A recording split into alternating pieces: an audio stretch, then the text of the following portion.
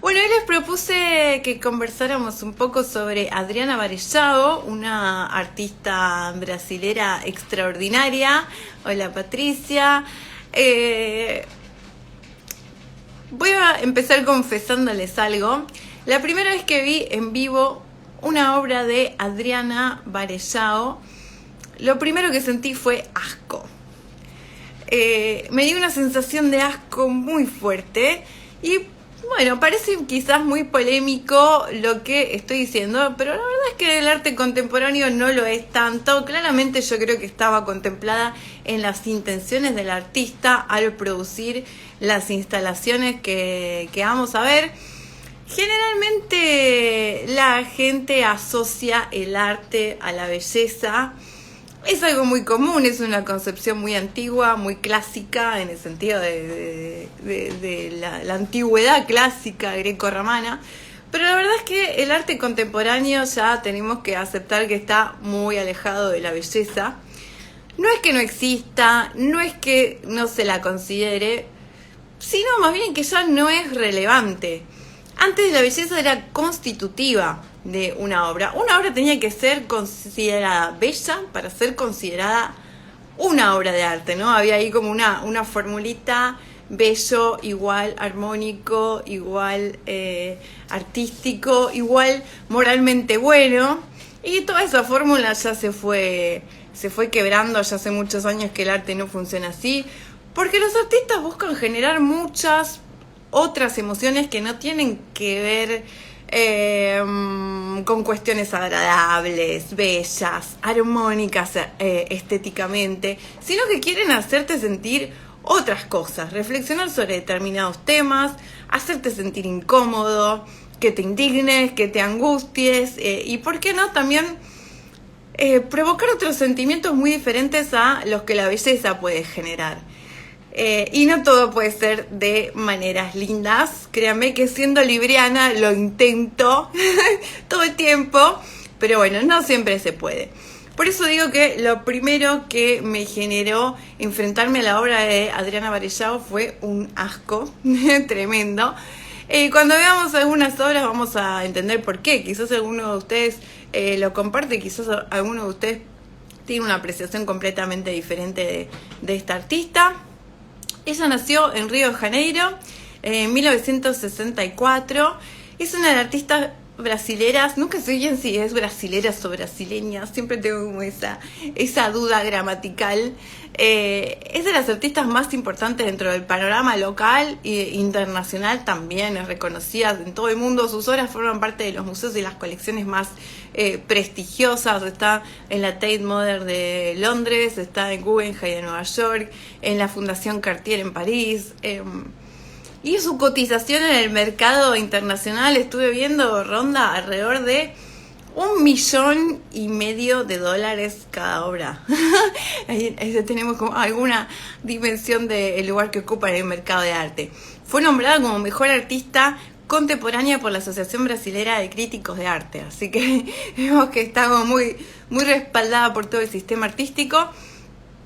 En su trabajo ella se apropia del arte barroco. En muchas ocasiones se denomina como una artista neobarroca. Se apropia de los azulejos portugueses. Está permanentemente subvirtiendo el barroco, que fue un movimiento artístico muy importante en la época de la colonización. El primer movimiento artístico que quiere implantarse en América Latina. Y bueno, acá se va a encontrar con cierta resistencia, cierto sincretismo, y se van a dar un poco vuelta a los conceptos que los europeos querían aplicar. Ella cuenta una historia íntima, no oficial, sobre el colonialismo, de la configuración de la sociedad brasileña. Vamos a ver que los azulejos son un gran motivo en su obra, unos azulejos que tienen entrañas, heridas dentro de su corporalidad. En todos los colonialismos y los imperialismos siempre hay cuerpos violentados, sometidos, de aquellas personas que pueden hacer posible que otras disfruten de todo ese lujo y esa belleza, ¿no? Y ella empieza pintando en los años 80, a fines de los 80, son obras con muchísimo volumen, donde ella cuenta que a veces directamente aplicaba la pintura desde el pomo sobre el lienzo para formar una textura prácticamente escultórica, porque tienen muchísima carga matérica estas obras, son impresionantes. Y empezó siendo muy joven, a los 20 y pocos, empezó a conocer toda la tradición del barroco brasileño en unos viajes que hace a Ouro Preto, por Minas Gerais y demás, en las iglesias sobre todo. Dice que tuvo como una especie de epifanía, porque había tanta materialidad, tanto volumen, ¿no? Era como si las figuras se movieran. Vieron que una de las en el arte barroco, una de las premisas fundamentales es el horror vacui. Tiene que estar todo completo, no puede haber vacíos en ningún lado.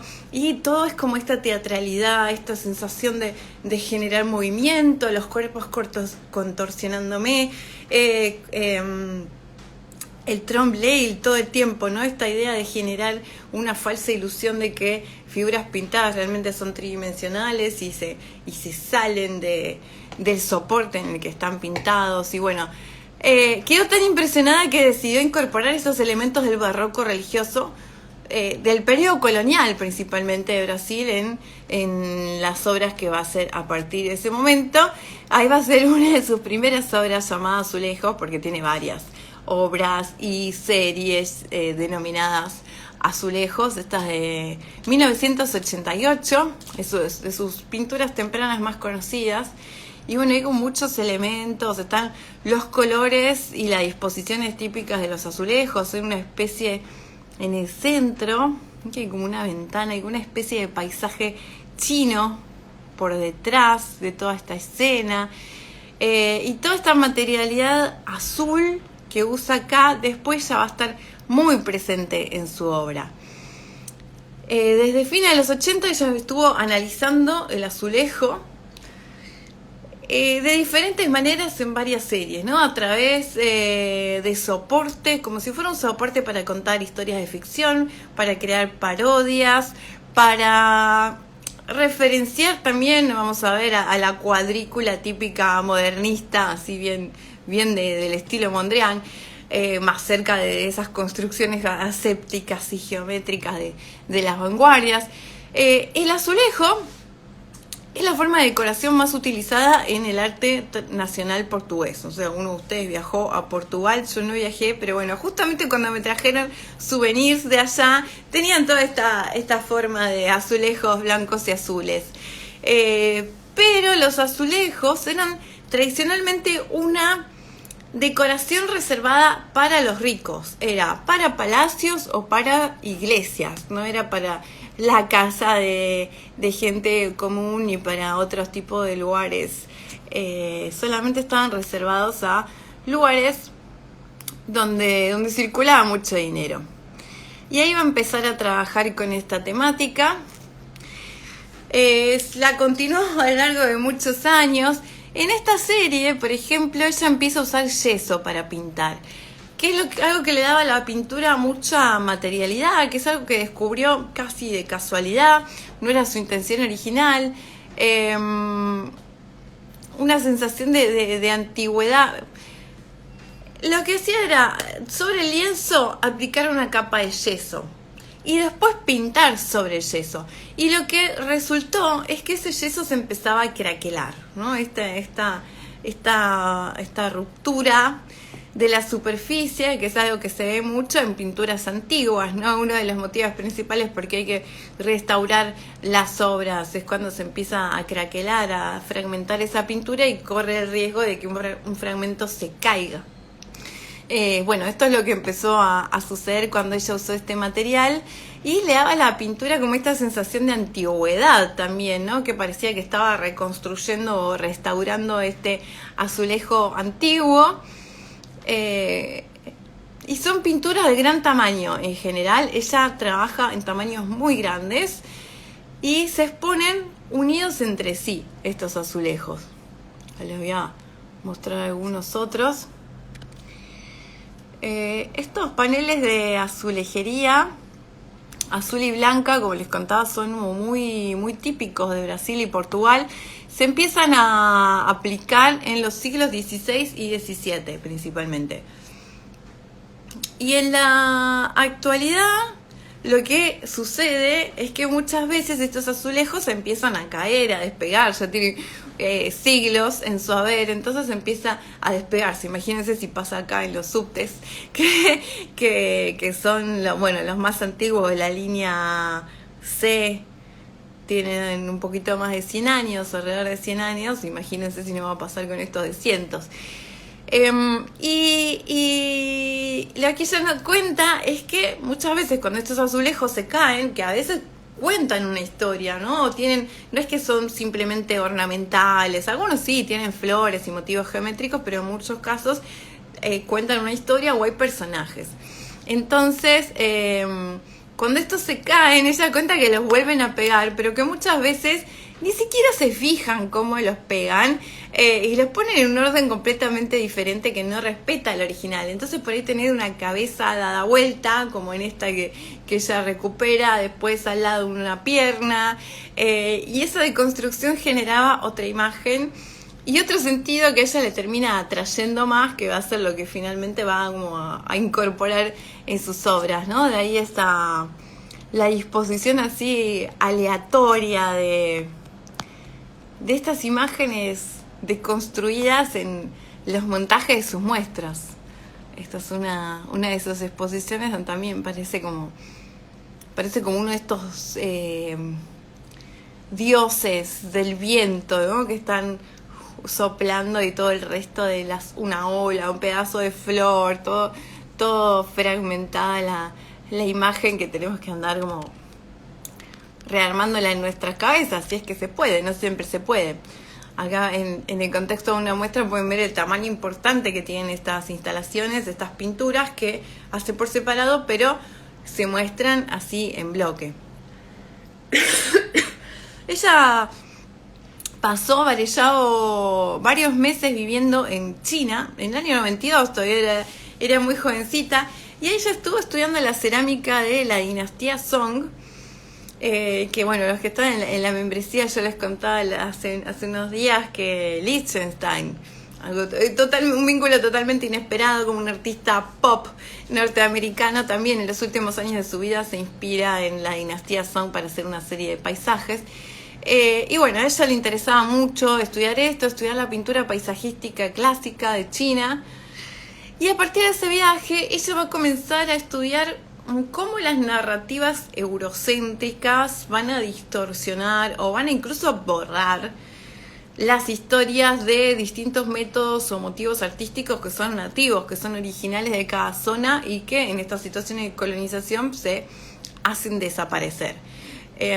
Y empieza a hacer una serie de pinturas en las que la iconografía de los mapas, las imágenes religiosas, las escenas de género colonial empiezan a aparecer con heridas, ¿no? Rajados con cortes sangrientos.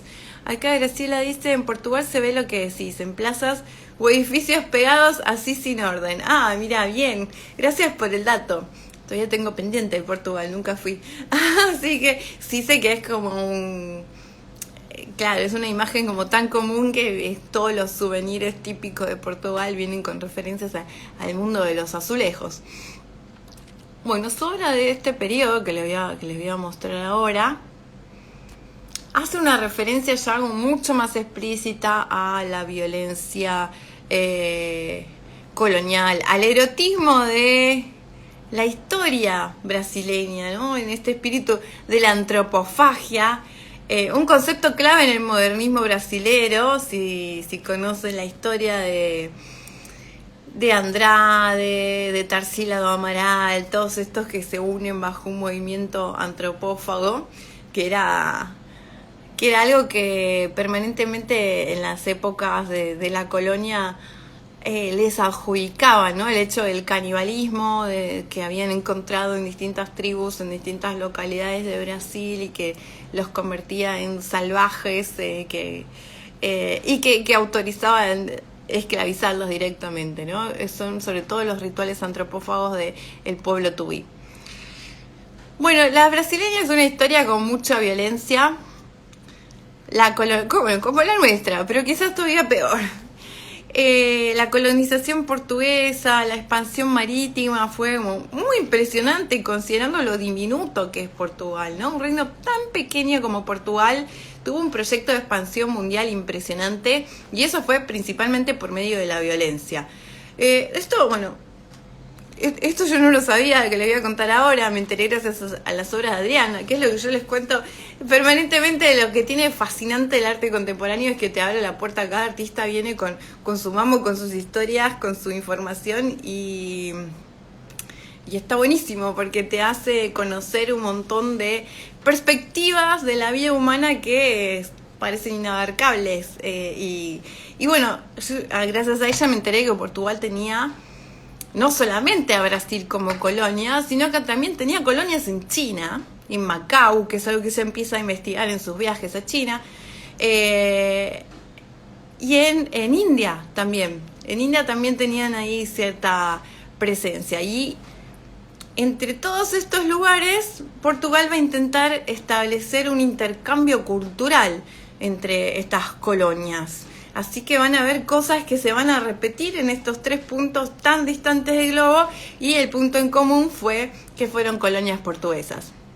Esta obra se llama El mapa de Lopo Homem, que es un mapa de un cartógrafo portugués que se llamaba así, Mapa de Lopo Homem.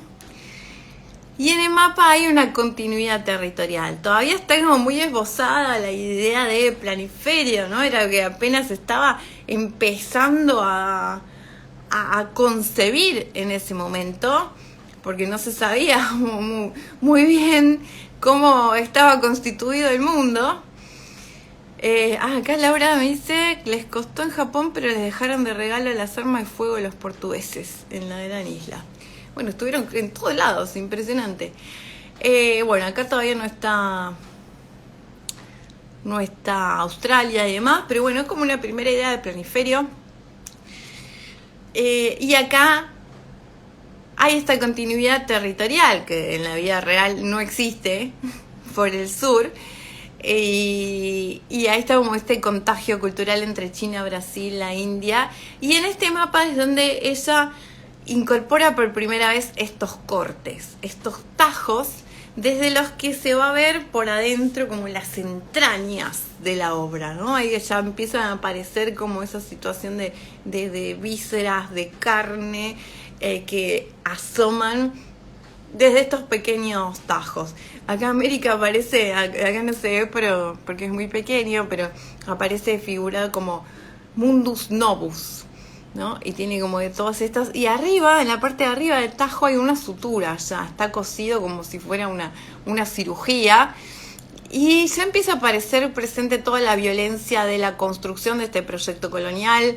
Todavía es como que todavía está presente en la sociedad actual, en la construcción de una historia bastante sufrida y de dominación, que todavía sigue estando presente en distintas instancias de la vida cotidiana, y en algunas zonas probablemente más que en otras. Por lo general, lo que ella hace en esta serie que empieza a trabajar en esos años es extraer imágenes de la historia del arte, de pintores viajeros, de los primeros artistas que iban europeos que iban a Brasil, que suelen ser grabados. Hay mapas, hay exvotos, hay platos, hay cerámicas, que pasan a convertirse acá en un soporte, ¿no? En un soporte para la pintura. Acá es como una escena típica ahí de un portugués torturando a una india atada a un árbol. Bueno, su método de operación es como migrar estas imágenes coloniales y reescribir la historia con ellas. Y después venía una serie muy impactante,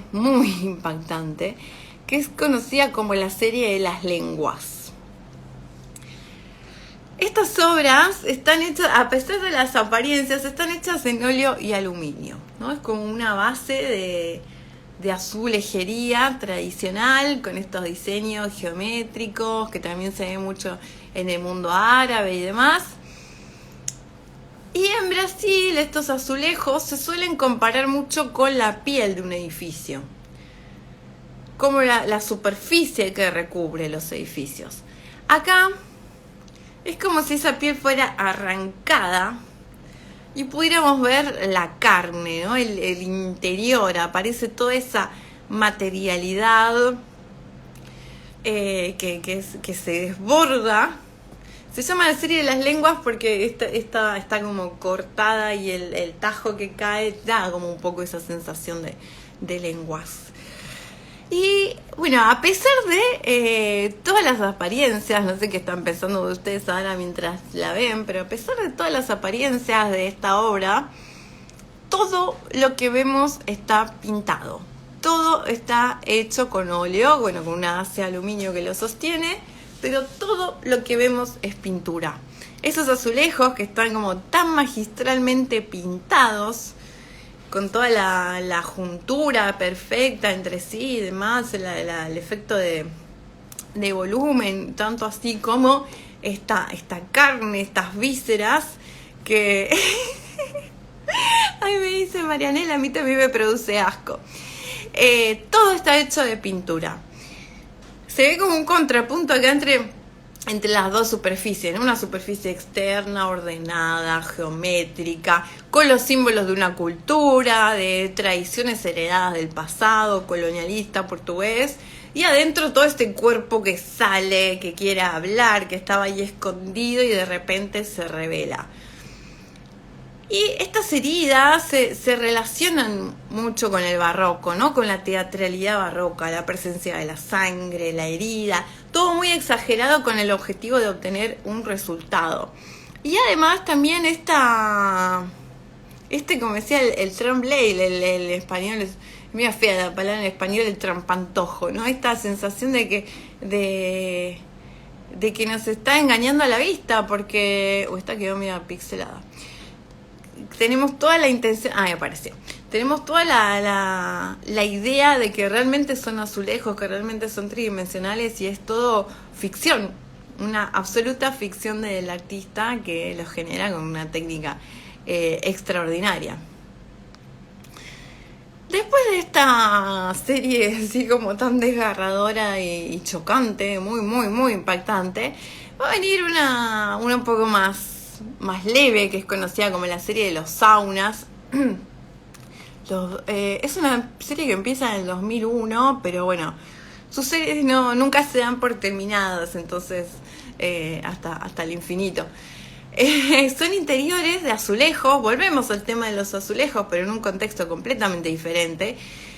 Son azulejos en escenarios completamente inventados, pintados en distintas gradaciones cromáticas. En general son pinturas monocromas, donde hay un color que prima, no siempre son así blancas. Y después de más de una década de trabajo en las que venía con obras como cargadas, con muchas capas de historia, estos saunas parecen como un vaciamiento de la narrativa, ¿no? Nos muestran un lugar vacío donde aparentemente no pasa nada, parecen como ejercicios un poco abstractos, un poco geométricos, investigaciones formales sobre las posibilidades de la pintura, ¿no? Sabemos que ella es una pintora absolutamente magistral. El punto de fuga, la perspectiva, la representación de los interiores. Y son, como decía, todas sus obras en general son de muy, muy gran tamaño. El formato, trabaja con formatos importantes. Vemos lo que dice Varellado sobre esta serie. En la serie de los saunas, la pintura sale del campo conceptual de referencia iconográfica histórica y pasa al campo de lo sensible. Estos ambientes son atemporales, pero son obras figurativas que alían figuración a geometría. Trabajan cuestiones inherentes a la pintura, como color, composición, perspectiva. Estas obras dialogan con la arquitectura y el espacio, pero de manera virtual. Son espacios proyectados. Busco inspiración en los barcitos, en los hammams, en las piscinas, mataderos, baños, hospitales. Bueno, todos lugares que hoy en día en el mundo contemporáneo, la arquitectura contemporánea también están recubiertos de azulejos, ¿no? Porque me hace pensar en la enumeración que hace ella, que son más fáciles de pintar. de limpiar. Son más fáciles de limpiar. Estaba pensando en un matadero, en ese tipo de lugares.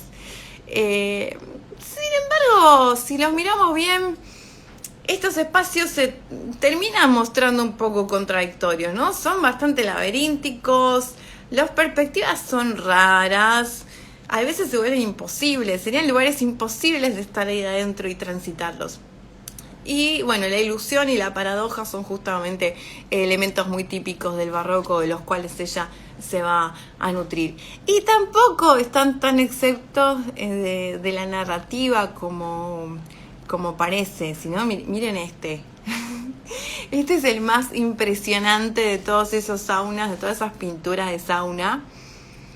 Es muy de película de terror. Realmente, o sea, inmediatamente, no sé si a ustedes les pasa, yo inmediatamente ya me estoy imaginando una escena ahí adentro de lo que pudo haber sucedido. Y otra escena que es formalmente muy diferente, pero que sigue trabajando con todas estas mismas temáticas vinculadas a la discriminación, a la colonización y demás, tiene que ver con esta serie que se llama Polvo. Es del año 2013. Y la idea original de esta obra surge de un censo que se había hecho en el año 76, hace unos cuantos años antes. El gobierno brasileño hace su censo de población e incluye una pregunta nueva, insólita, que es ¿cuál es tu color? ¿No? Obviamente refiriéndose al color de piel, ¿no? Y lo curioso fue que hubo 136 respuestas distintas a esa pregunta. Y surgieron definiciones muy interesantes que ella después va a tomar, por ejemplo, de cómo la gente se autodefinía de cuál era su color. Quemada por el sol, blanca como la leche, sulfuro enojado. Esta es buenísima. ¿Cómo es el color del sulfuro enojado? Realmente desconozco. Bueno, ella eligió las más poéticas para crear una serie de pigmentos y autorretratos. Esta es una cuestión que ella ya tenía en la cabeza porque pinta muchos retratos, principalmente autorretratos, ¿no? Y cuando ella iba a un local, una librería artística, y buscaba color de piel, ¿y cuáles eran el tono color de piel? En general era como muy rosadito, muy clarito y demás, y sabemos que en Brasil hay una variedad impresionante, es un territorio inmenso, uno de los países más grandes del mundo, así que la variedad de tonos de piel es infinita, prácticamente, no sé si estos 136 que respondieron al censo, pero bueno, son muchísimos. Así que ella crea toda esta caja de pinturas, llamada Polvo, que cubre como una amplia variedad, una amplia paleta de tonos de piel, ¿no? Y acá ella empieza a hablar de otro tipo de violencia más silencioso, de que la colonización de Brasil no fue un proceso pacífico, sino que fue un proceso de dominación, con la idea permanentemente de emblanquecer a la población y también de mostrar siempre a la población más blanca y la otra dejarla de lado, ¿no? Y con estas pinturas ella va a hacer toda una serie de obras, por ejemplo estas que vemos acá, que son también piezas geométricas, que habla de una perversidad de este proceso de dominación y colonización a través de una violencia que no era tan explícita en este caso, era mucho más implícita, que tenía que ver con la discriminación por el color de la piel. Por eso acá tampoco son como se va hacia la abstracción para hablar de este tema. No lo hace de una forma 100% explícita, aunque ella juega con algunos autorretratos donde va utilizando sobre su cara, va testeando distintos colores de tono de piel que formaban parte de estas ruedas. Y volviendo a los azulejos, ¿cómo vamos? ¿Vamos bien hasta ahora?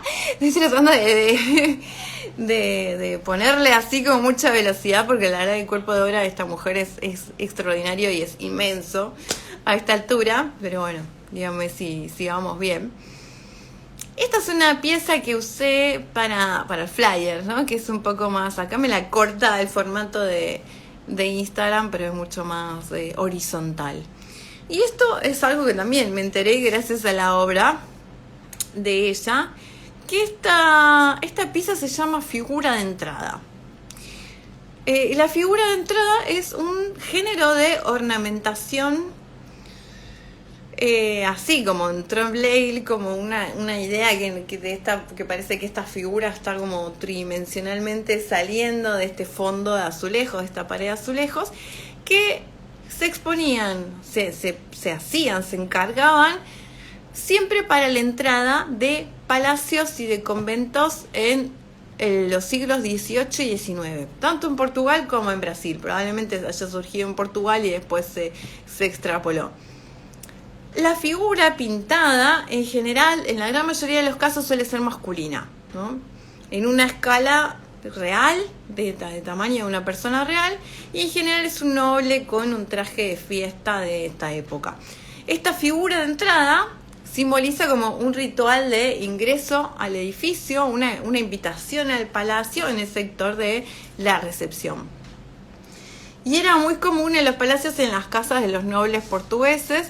Dicen que en el Brasil todavía hay muchos ejemplos en iglesias, en catedrales de la zona de Salvador de Bahía, por ejemplo. Y ella acá se aproxima y se apropia también, como vemos que hace con muchos otros elementos, se apropia de esta manifestación noble, cortesana de la tradición portuguesa decorativa, de la civilización del antiguo régimen portugués impuesto en el Brasil, para subvertirla a través de la inserción de lo otro. Con esta mujer desnuda, que acá es la protagonista, en vez de ser un hombre, como la mayoría de este tipo de obras, con pinturas en todo el cuerpo, que podrían ser tatuajes o podrían ser pinturas ceremoniales, que remiten claramente a la mujer indígena.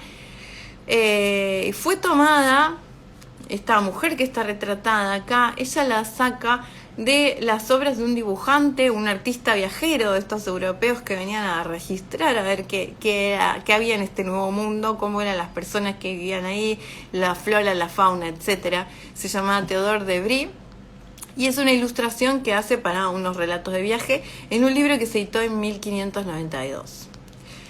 En esta imagen, esta mujer sostiene la mano de la cabeza de otra mujer, ¿no? La está, digamos, agarrando de los pelos, que es un retrato de una india, Tapuya se llamaba esta comunidad, que también formó parte de una serie de dibujos acerca de cómo eran los tipos brasileños, ¿no? Cómo eran físicamente. Y en esta obra original, de donde ella toma la imagen del año 1600, la mujer está sosteniendo una mano y llevando también en la espalda una especie de canasta con un pie. Todas eran referencias a las prácticas caníbales que supuestamente estas sociedades tenían, ¿no? Y acá en este fondo de azulejos, en la falsa pared, aparecen distintos tipos de azulejos de figuras separadas. En algunos estaban estas florcitas tradicionales decorativas, pero también aparecen pedazos de cuerpo, hay brazos, hay manos, hay pie, hay torsos, hay como una espalda abierta, ¿no? Como si estuviera como tajeada por la espalda, pechos, hay tripas, intestinos, corazones, todo tipo de partes de órganos y miembros del cuerpo humano. Y bueno, acá la figura de entrada de Varejão invitan al espectador a entrar, no como era antes, a un mundo civilizado, europeo, como las figuras portuguesas originales, sino que nos está dando la bienvenida a un mundo un poco más salvaje, ¿no? Más mestizo, otra América, probablemente la América original. Bueno, acá hace un rato me decían que venimos bien. Vamos a volver a las carnes. Vamos a volver a las carnes en las obras más contemporáneas, más actuales. Bueno, acá vuelve a aparecer también reminiscencia del barroco, ¿no? El drama espacial del barroco asume muchas formas acá en esta serie de esculturas. Se llaman Ruinas de Carne. Y es una serie de esculturas de gran escala que ella empieza en el año 99, ¿no? Y simula como fragmentos arquitectónicos compuestos o recubiertos con azulejos, de donde de los costados salen estas vísceras.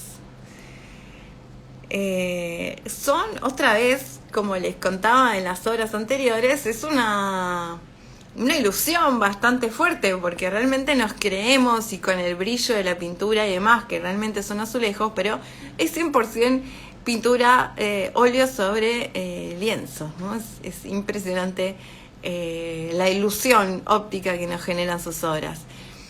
¿Por qué se llama Carne Seca toda esta serie? Ella cuenta que cuando vi por primera vez la carne seca, noté que su corte más geométrico forma una superficie que se asemeja al mármol. El charqui es una carne seca y salada, típica del noroeste de Brasil, doblada y luego cortada en trozos.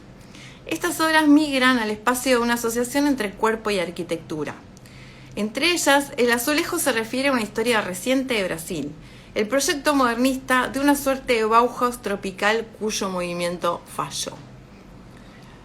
Y bueno, estas son quizás, creo yo, las obras más conocidas, más difundidas y las más impactantes también de Adriana Varellao, con las que definitivamente se convirtió en una artista internacionalmente muy famosa. Acá tenemos algunos primeros planos que da muchísima impresión.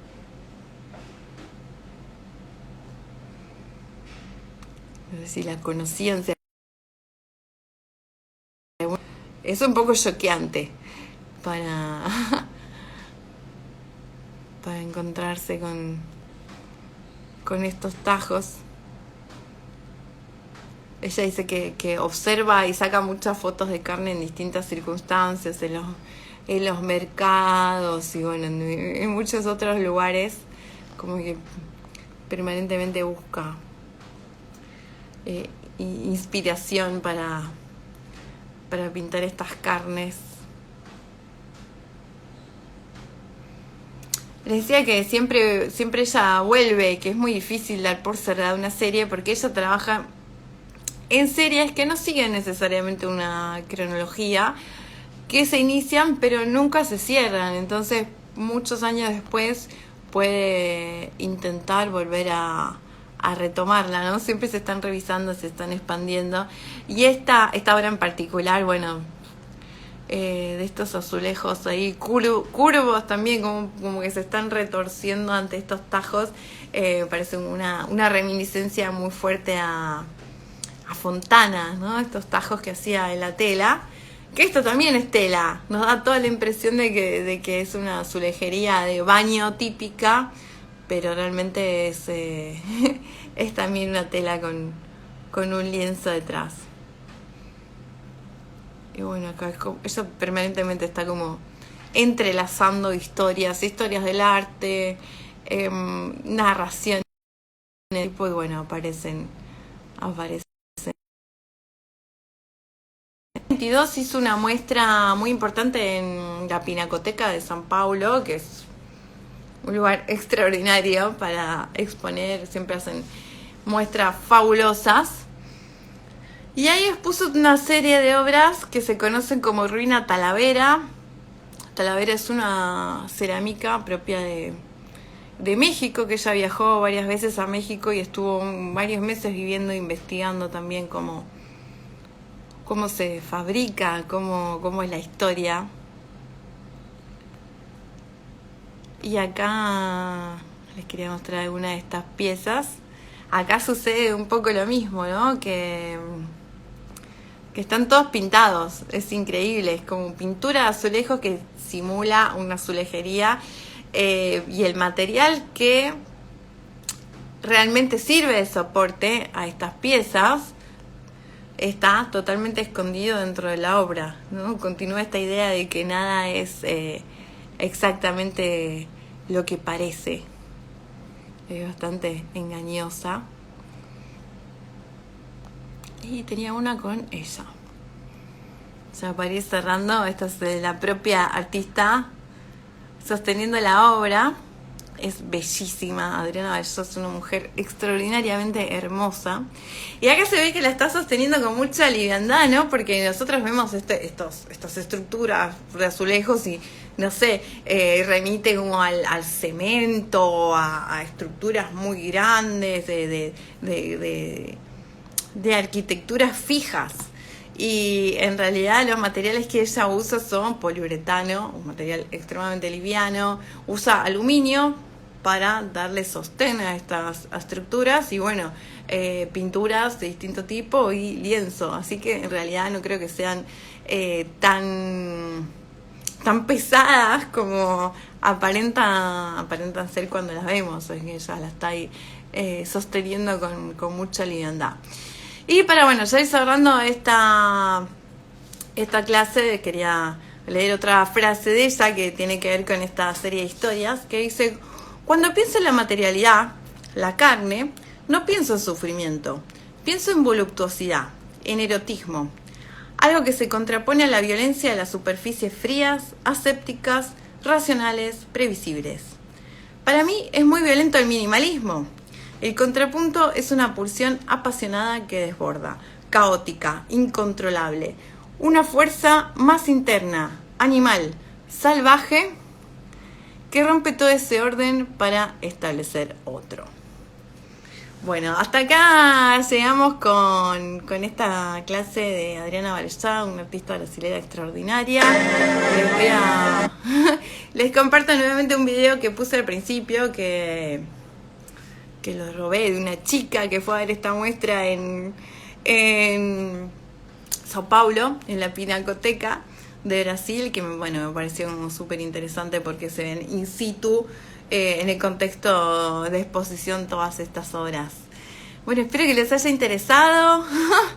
La artista que les traje hoy, ya saben, yo siempre les digo, si tienen algún tema, algo que les interese, que charlemos en estas clases, díganme. Ya tuve como el otro día un primer pedido que tuvo que ver con Leandro Ehrlich, que me pidieron que hable de este artista argentino también extraordinario. Pero bueno, si tienen algún pedido, no duden en escribirme, en decirme. Están siguen abiertas las inscripciones para la membresía de temporada de relámpagos, el Club de Arte. Así que si tienen alguna duda al respecto o quieren saber más, quieren más información, me escriben y les cuento, les paso los links y demás. Les cuento cómo anotarse. Y muchas gracias por estar ahí un martes más. Qué bueno, no la conocían, Marianel, Graciela, así que bueno, me encanta que descubramos nuevas cosas y nuevas historias y nuevos artistas juntos. Les mando un beso enorme y nos encontramos el próximo martes con un nuevo tema de arte contemporáneo. Besos.